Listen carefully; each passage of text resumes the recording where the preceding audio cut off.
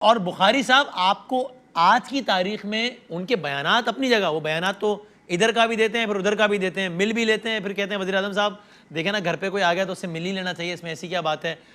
MQM तनकीद भी करती है महंगाई पे, फिर ये भी कहती है कि गवर्नमेंट हमारी बात सुन रही है, इस पर हम तारीफ भी करते हैं गवर्नमेंट को।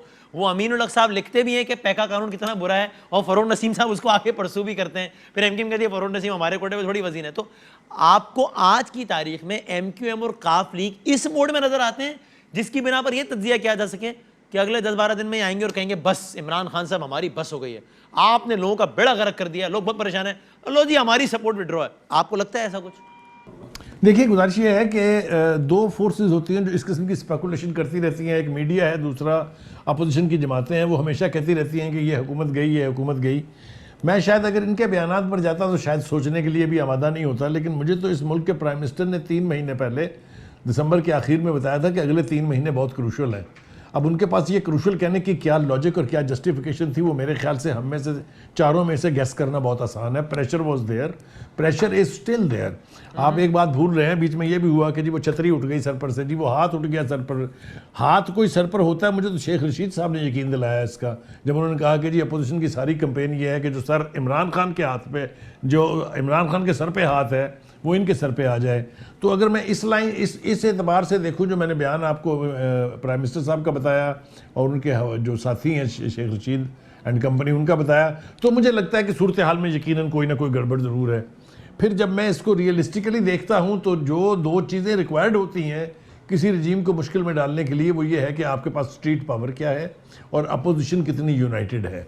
ये दो इशारे भी अगर हम, या इशारे जो हैं इसको हम गेज करें तो सूरत हाल पहले के मुकाबले में बहुत मुख्तलिफ है। आपको पता है कि पहले पीपल्स पार्टी जो है वो स्ट्रीट पावर के लिए तैयार नहीं थी। आज बिलावल साहब वो जो है वहाँ से लॉन्ग मार्च लेके निकले हुए हैं। पहले पाकिस्तान मुस्लिम लीग नवाज जो है वो वोट ऑफ नो कॉन्फिडेंस के लिए तैयार नहीं थी, वो भी हो गया। ये कौन करा रहा है, ये मुझसे कैसे हो रहे हैं? Sorry, I think that is the most important question कि ये अपोजिशन एक पेज पे कैसे आ गई है, ये अपोजिशन का मौकफ एक कैसे हो गया है।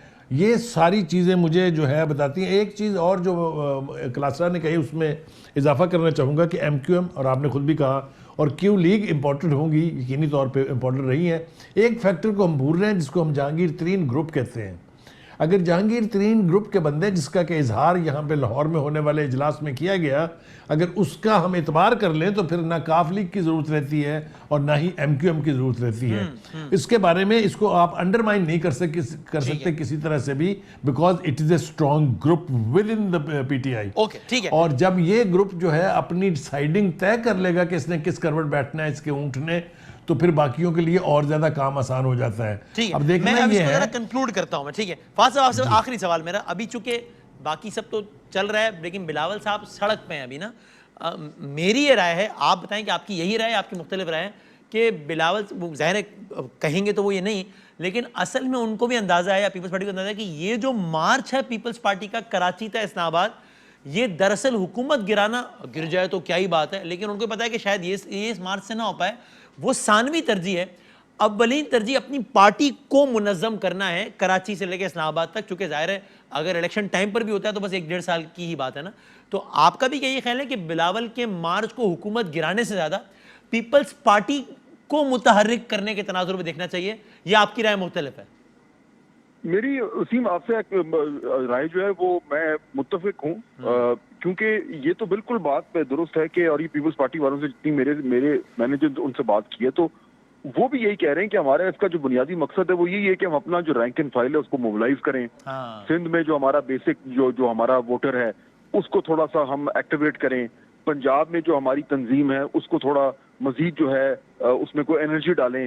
ये इसकी सारी मार्च की प्लानिंग जो हुई है उसमें पूरी की पूरी उनकी तंजीम इन्वॉल्व हुई है, वो थोड़ा एक्टिव हो। KP में से जो उन्होंने लोग आने हैं वहां पे थोड़ा सा हल्ला गल्ला शुरू हो और फिर इस्लामाबाद में आके और ये को बड़ा जलसा हो। तो ये बिल्कुल बात आपकी ठीक है कि वो उनकी नजर जो है, जो इलेक्शंस आ रहे हैं अभी फौरी तौर पर, जो बल्दियाती इलेक्शंस आ रहे हैं उस पर भी नजर है, और खास तौर पर जो आगे आने वाले इलेक्शंस हैं उनमें भी थोड़ा सा वो शोर शराबा करके जो है वो अपने आप को रेडी करना चाह रहे हैं और अपना जो मीडिया प्रोफाइल है वो भी बढ़ाना चाह रहे हैं। वो अच्छी तरह जानते हैं कि इस लॉन्ग मार्च से गवर्नमेंट के गिरने जो है वो गवर्नमेंट को नहीं गिरा सकते। सही है। आखिरी में क्विक सवाल क्लासरा साहब, अब आप बता दीजिए कि यानी आपके ख्याल में आज की तारीख में अपोजिशन के पास नंबर पूरे हैं कि नहीं है? सीधा सवाल। ये बड़ा दोनों साइड जो हैं वो कर रही हैं, इस पे दावे हैं, क्योंकि हुकूमत का भी ये कहना है जनाब कि ये नहीं कर पाएंगे, इनसे नहीं होगा।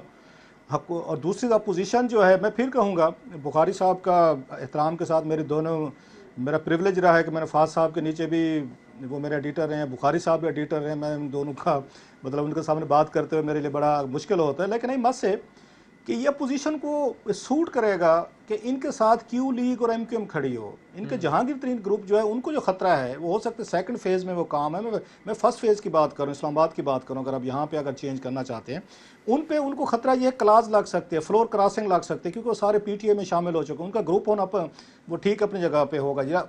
अब या तो पार्टी के अंदर से फॉरवर्ड ब्लॉक बनाएं, पहले अनाउंस करें, जो ऐसे हमने आके उसमें देखा था, 90s की पॉलिटिक्स में देखा था कि अपना फॉरवर्ड ब्लॉक बनाएं और फिर कहें जी कि हम आपके खिलाफ यहाँ पे तरीके एतमाद ले रहे हैं, चले वो शायद उनकी कुछ बच सकती है। अगर वहाँ से लोग फ्लोर क्रॉस करते हैं और वोट डालते हैं, आके तहरीक के हक में डालते हैं, तो उनको ये भी खतरा है हम डिस्क्वालीफाई हो सकते हैं, वो जो मेंबर्स वगैरह हैं। सो सेफ पैसेज क्या है, सेफ आपकी बेट क्या है? सेफ यही है कि जो अलाइज हैं, अलाइज पे फ्लोर क्रॉसिंग नहीं उन पे अप्लाई करती, कि क्यू लीग में से या एमक्यूएम में से किसी एक ने भी कह दिया जी हम खान साहब से विड्रा करें सपोर्ट, तो फिर आपको वहां पे अब आपको तो कुछ करने की जरूरत ही नहीं है ना, आपको तो बंदे नहीं इकट्ठे करने पड़ते। तो क्लास साहब इसी तनाजुर में आपसे आखिरी सवाल वो ये कि देखिए तासुर ये ना क्यू लीग और एमक्यूएम के बारे में कि अगर उन्हें इशारा हुआ कि खान साहब के खिलाफ चले जाओ तो खिलाफ चले जाएंगे, इशारा हुआ कि हक में रहो तो हक में रहेंगे। ये एक तासुर है, इसमें बहस नहीं करते कि सही है या गलत है।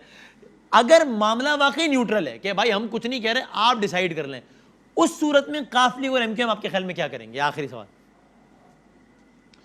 अगर न्यूट्रल है तो मेरा ख्याल है काफ लीग जो है ना, फिर वो जरदारी साहब के साथ वो फ्यूचर अलायंस या फ्यूचर जो मफादात उन्हें नजर आएंगे बियॉन्ड मतलब 2022 उन्हें ज्यादा सूट करेगा वो जरदारी साहब के साथ खड़े हों। और एमक्यूएम अगर मामला न्यूट्रल है तो एमक्यूएम क्या करेगी आपके ख्याल में? अब अगेन एमक्यूएम को भी यही सूट करता है कि वो पीपल्स पार्टी, आपने देखा उन्होंने कराची में बहुत सारा उनकी आपस में उनकी अलाइनमेंट भी रही है, चीज़ें भी रही हैं वहाँ पे, क्योंकि दोनों कोशिश करेंगे। जो बैगेज है इस वक्त, लास्ट बात कहूँ, बैगेज महंगाई का है कि लोग उससे तंग, दोनों कह चुके हैं, एमक्यूएम भी कह चुकी है, पीएमएलक्यू भी कह चुके हैं, हम अपने वोटर को क्या जवाब दें, हमने भी इलेक्शन लड़ने जाना है। इस बैगेज के साथ जो मौजूदा बैगेज है, महंगाई का है या बैड गवर्नेंस का है, बाकी चीज़ों का है, क्या एमक्यूएम और यहाँ पे क्यू लीग जो है इस बैगेज को लेकर अगले इलेक्शन में जा सकती हैं? इनकी समझदारी क्या होगी? अभी से कश्ती से उतर जाओ। उन्होंने 3-4 साल इक़्तिदार के मजे भी ले लिए, वजारतें भी ले ली, स्पीकर भी बन लिए, उन्होंने पूरे का पूरा काम भी दिखा दिया, पावर भी एंजॉय कर ली, यकदम अपोजिशन के साथ भी मिल जाओ, लोगों को कहो जी हम तो आपके साथ हैं, ये बड़े गलत लोग हैं, इन्होंने महंगाई कर दी है, इन्होंने बैड गवर्नेंस कर दी, हम आपके साथ खड़े हुए हैं। तो ये मीठा मीठा खाने के चक्कर में ये भी मुमकिन है कश्ती से अभी से उतर जाओ, ताकि अगले इलेक्शन में आप नारा मार सकें, जनाब ये देखा हम तो पहले से उनके खिलाफ हो गए थे, हमने तो उनकी हुकूमत छोड़ दी थी, हमारा कोई कसूर नहीं। सो देयर में भी पॉसिबिलिटी कि ये वहां से कश्ती से उतरने की कोशिश करें इमरान खान साहब। बुखारी साहब यही सवाल आपसे भी है, अगर मामला न्यूट्रल है तो काफ और एमक्यूएम क्या करेगी? अगर न्यूट्रल है तो फिर तो कश्ती गई, इसके बारे में तो कोई भाव किसी को होना नहीं चाहिए। बिला शुबा विदाउट एलिमेंट ऑफ कंट्राडिक्शन मैं ये कह सकता हूं कि अगर न्यूट्रलिटी जिसका कि दावा भी किया जा रहा है और उसके ऊपर बात भी हो रही है, अगर न्यूट्रलिटी कंफर्म्ड है तो फिर इमरान खान साहब के लिए मुश्किलात बहुत ज़्यादा हैं। और मुझे नहीं लगता कि उनके जिस तरह के साथी हैं, जिस तरह की उनकी टीम है, वो उन्हें इतने बड़े क्राइसिस से इतने आराम से निकाल पाएगी। मेरे ख्याल से then it is going to be a doomsday. अब ये कब होने जा रहा है, इसमें भी रह गया था, तो इसमें भी आप पहले और फिर क्लास आप आखिरी कमेंट करते हैं, फिर हम क्लोज करते हैं। जाहिर है रशिया का प्राइम मिनिस्टर ने दौरा किया और जब वो बैठे थे पुतिन के साथ, उसी वक्त जो है वो रशिया यूक्रेन पे अटैक कर रहा था। अभी आज के खिताब में वज़ीर साहब ने कहा है कि भाई मैंने बहुत अहम दौरे किए हैं, चीन का भी दौरा किया, रूस का भी दौरा किया, हम हमेशा आज़ाद खारजा पॉलिसी की हिमायत करते हैं, यानी आज़ाद खारजा पॉलिसी होनी चाहिए हमारी। उन्होंने ये कहा है, इंप्रेशन दिया है कि भाई हम किसी ब्लॉक के साथ नहीं हैं। तो बुखारी साहब आप बताएं, आपके भी ख्याल में इन ऑप्टिक्स के बावजूद भी कि हम पुतिन के साथ खड़े थे जब वो अटैक कर रहा था यूक्रेन पर, ये इतना इंटरनेशनल पॉलिटिक्स इतनी सिंपल तो नहीं है ना, या है कि भाई इसका मतलब ये हुआ कि हम एक ब्लॉक में चले गए, या नहीं अभी भी हम एक तशक्कुर? देखिए एक मार्जिन तो इसमें यह है कि ये दौरे जो हैं अचानक से तय नहीं हुए, बहुत पहले से तय होते हैं। इस लिहाज से इस दौरे को इस सिनारियो में नहीं देखा जा सकता कि वो वहाँ रूस की हमायत करने गए थे या रूस ने जो हमला किया है इसके ऊपर पाकिस्तान उसके साथ है। मेरे ख्याल से सबसे ज़्यादा ऑफेंसिव बात यह है जो वो बार बार ये कहते हैं कि हम किसी ग्रुप का हिस्सा नहीं बनेंगे। 70 साल से हम तफैलिए बने रहे जनाब यूनाइटेड स्टेट ऑफ अमेरिका के। एक वक्त तक हमें ये इतराज़ रहा कि अब तक जो बाइडेन ने टेलीफोन क्यों नहीं किया, उसके लिए सफारती कोशिशें भी हुई, वो नहीं करके दिया उन्होंने, चाहे वो मोइज़ यूसुफ साहब गए वहाँ या जो भी हुआ। तो अगर इस वक्त आप चाहते हैं कि IMF आपका साथ दे, आप चाहते हैं आप FATF की ग्रे लिस्ट से निकल जाएं, आप चाहते हैं कि वो जो वर्ल्ड बैंक है वो आपके सपोर्ट जारी रखे, तो मेरा नहीं ख्याल कि आप ये कह के अपनी जान छुड़ा सकते हैं कि जनाब हम तो न्यूट्रल रहेंगे, हम तो किसी के साथ नहीं है, किसी ग्रुप में नहीं तो आपके ख्याल जाएंगे। में क्या करना और चाहिए? यहाँ एक किसी आखिरी ग्रुप में बात शामिल जुमला होना अर्ज कर दूं, वो ये कि हमारे यहाँ एस्टैब्लिशमेंट में, रूलिंग एलीट में और अपोजिशन में भी इस हवाले से बहुत कंट्राडिक्शंस हैं।